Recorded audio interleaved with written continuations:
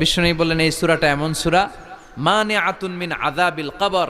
এই সূরা মুলক যারা তেলাওয়াত করবে তাদের কবরে কোনো আযাব হবে।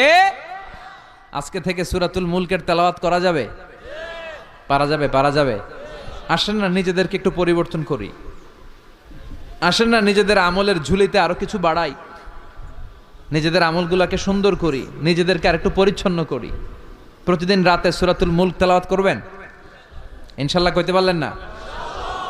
2 নম্বর ফজিলত শাফাআত লি সাহিবিহা। এই সূরা যারা তেলাওয়াত করবে এই সূরা তেলাওয়াতকারীর জন্য আল্লাহর কাছে সুপারিশ করবে।